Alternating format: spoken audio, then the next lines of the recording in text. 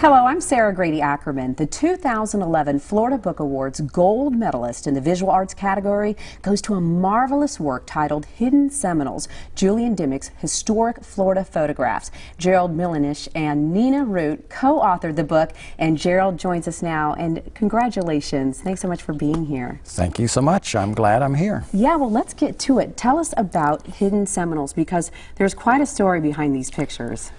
These were photographs taken by Julian Dimmick between about 1905 and 1910, when he and his father traveled through South Florida. Actually, twice they went from the 10,000 Islands all the way across the peninsula to Miami. Wow. And in 1920, Julian gave his photographs to the American Museum of Natural History in New York, where they're curated today. They're all glass negatives. Wow. And so I was able to work with those along with my co-author Nina Root. And what is the Hidden Seminoles? This is portraying what? Sure. At that time, the Seminoles were still largely removed from Anglo or white society. They had suffered terribly because of the United States government trying to remove them from Florida in the 1830s and 40s and again in the 1850s. And so they were really isolated in the interior of South Florida. They were sort of hidden, and they just began coming out in the first decade of the 20th century to go to trading posts on the west coast of Florida, south of Naples, and also in the Fort Lauderdale area. So obviously some very rare and unique photographs. Julian and his father were able to use Seminole guides that would get permission to take them into the Seminole camps. They would actually travel by canoe or little rowboats, sometimes Seminole canoes, and they were able to photograph the Seminole Indians in their homes as they were at that time.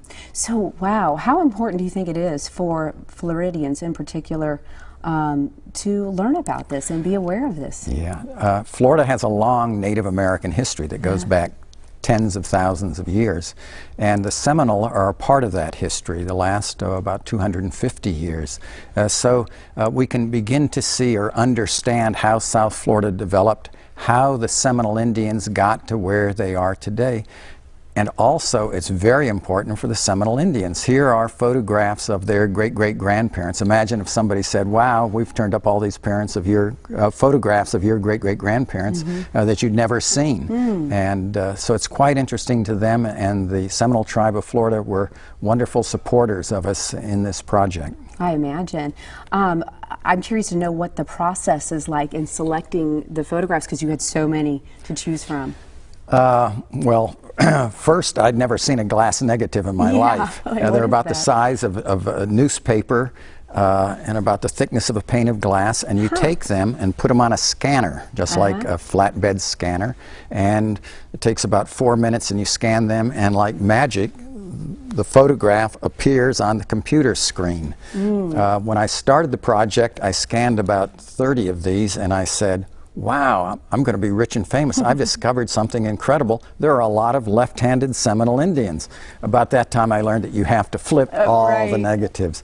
But we scanned all of the negatives dealing with the Seminole Indians and then made a selection that would help to tell the story of the Dimmicks, Julian and his father A.W., who traveled among them 100 years ago. So I imagine this has just been so such a neat experience for you personally.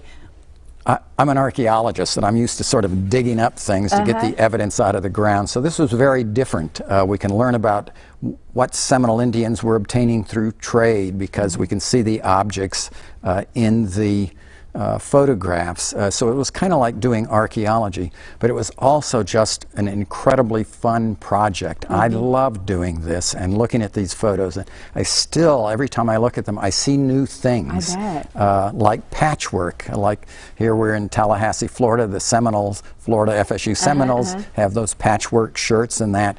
And you begin to see the origins of patchwork on the clothing of some of the Seminole women and men that are in these photographs. Right, really see the history of it. Well, and as you mentioned, an archaeologist, and you've worked in Florida for years. What does it mean to you to receive this honor from the Florida Book Awards? I was flabbergasted. The award was in visual visual something arts, books, arts, and I thought, gosh, now I'm a visual artist. But I was thrilled to get the award. I think it shows the importance of these photographs. It shows the importance of Florida history, and also it helps to highlight the Seminole Indians and their heritage and their legacy within the state of Florida. Absolutely. Thank you so much for putting this work together, and congratulations again, Jerald. Thank you very much. The Florida Book Awards are presented annually to recognize, honor, and celebrate the best Florida literature. The program is coordinated by the Florida State University Libraries and co-sponsored by these groups that promote books by and for all Floridians.